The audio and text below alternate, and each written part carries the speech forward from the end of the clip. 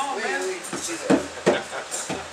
Guys, come on down. We're gonna let Terry. This is my good brother Terry right here. We want to do a special thanks to Chris for helping us out tonight. Such a short notice. He jumped in there on 30 minutes of practice and knocked this out. Amen. Chris! I heard Terry did a song last night that Set Free, and this song just blessed me last night. I think everybody knows the words to this.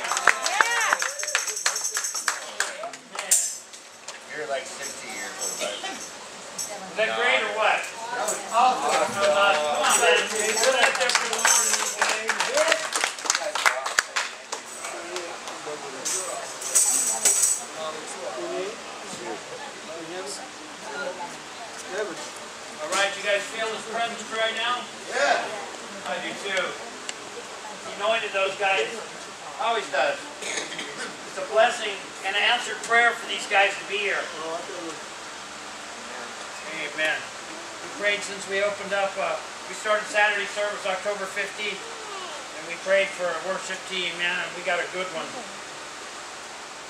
The Lord's forever faithful. Gary, good job. Yeah, there you go. 2 James, Gary, can you put 2 James? Turn on the projector. I'll turn the projector back.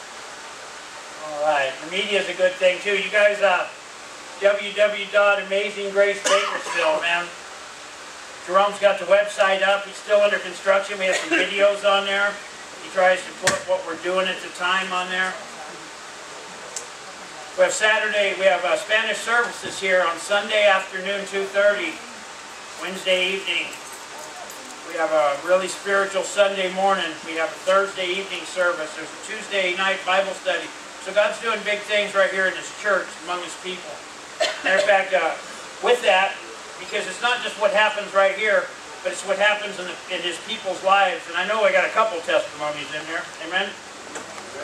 We got one right here. You know, it was 2 weeks ago that, it was 2 weeks ago that she was going through all kinds of spiritual troubles, you know, and God met her needs, you know, the power bill couldn't get paid, and then God met the needs, the power bill got paid, and then bam, go ahead, tell your story. Well, the night that I came for the power bill that night, I got the papers from unemployment that I've been trying so desperately to get. And then the following Saturday, I came to church. That evening, I checked the mail, and I had somehow skipped like 4 steps in the whole unemployment process. And since then, I've started getting my unemployment checks.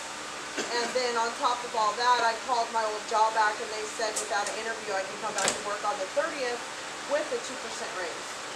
Woo! Thank you, Jesus! Is he good? Is he good or what? Yeah. Amen. Amen. You know, and that's what He wants to be part of all our lives. You know, if we'll just let Him. We'll just let Him be part of our lives. That's what He wants.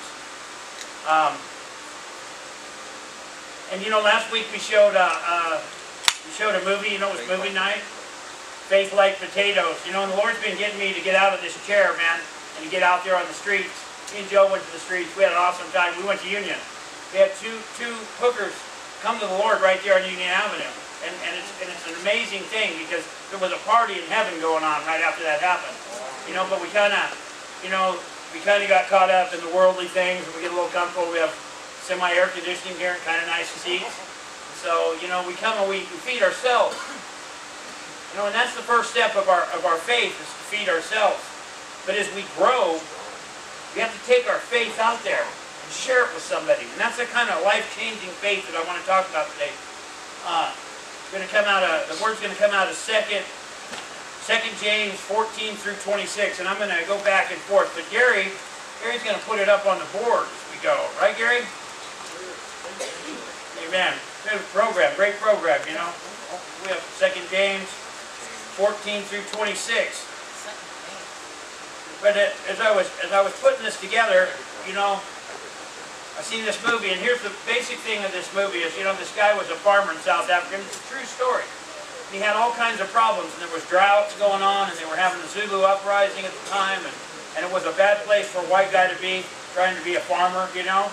And so he moved his family to this other farm, and things weren't going any better at this other farm, you know, and they were living in a trailer. And it got so bad, sounds like our story, it got so bad that he had nothing to do but give his life to Christ.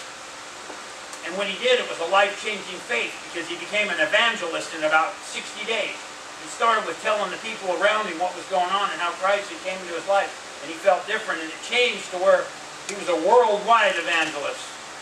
And it changed his whole life. And it got me thinking, you know, that I might be at that place where I'm comfortable. The Lord's trying to get me out of that place. He's trying to get me where He wants me to be. We all get to those places. Our life's up and down. He tells us it's up and down. We have valleys and hills in our life, but He promises to make the way straight and narrow so we don't get lost. But the thing is, we get on a little hill and we think we're pretty good because our bills are met and everything, and we're looking down on other things, you know, our problems. We're delivered from our addiction and everything. But He's got this other place for us to be up here. But to get to it, we got to get off our little hill and go through this little valley to get there. We're just not willing to do that. He wants us to. And so, you know, most of my sermons all start with a question. And mine comes from this story. There was this crippled boy in Union Station in New York waiting to catch the train. And it was Christmas time, and he had all these gifts underneath of his arms. And he had 2 crutches, he had cerebral palsy, and he's trying to catch his train. the station. And you know, everybody's in a hurry. It's Christmas time, and this man knocks him to the ground, and he says, "Get out of my way." You know, when the package is all go, the little boy has a hard time getting back up, and everybody's walking by, and they're scattering his gifts on the ground. Finally, one man runs over. He helps the boy back to his feet, and he gathers his gifts up, and he hands him a $10 bill. And he says, "I'm sorry this happened to you.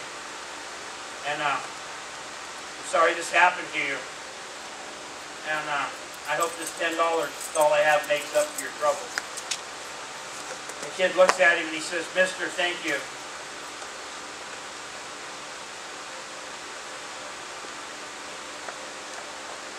Are you Jesus?"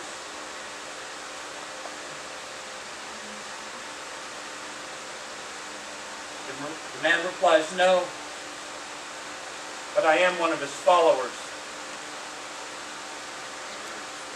And I ask you, which of those people would you be today?" And as we go through this message, you know, we all want to, come on man, we all want to say we're going to line with the guy that picked him up and stood him on our feet. Right. But what if we were late? What if we had dinner waiting for us and we'd worked a long day? You know, we can always rationalize and put these things into order. We can always side on the side that looks good to our mind, looks good to our neighbors. But what side is it inside of us? Come on, man. Some of us work in oil fields. It's crazy getting to work. You know, we're cut off all the time. That's why I don't have any Christian bumper stickers on my truck. You know, because the Jesus doesn't always show in me, and He wants the Jesus to show in all of us. So if our faith was put to the test like that, which person will we be? You know, we can say maybe the first guy was in a hurry. You know, maybe his wife was on the way to the hospital and he was trying to meet her there. You know, we can justify this and line it up in all different ways. We can say maybe it was the boy's fault, maybe he wasn't paying attention, maybe he got in front of the guy. Whatever it is, you know. In today's world, we can easily justify this because this is the first thing we want to do. We want to side with the world. We want to justify why it was the other person's fault.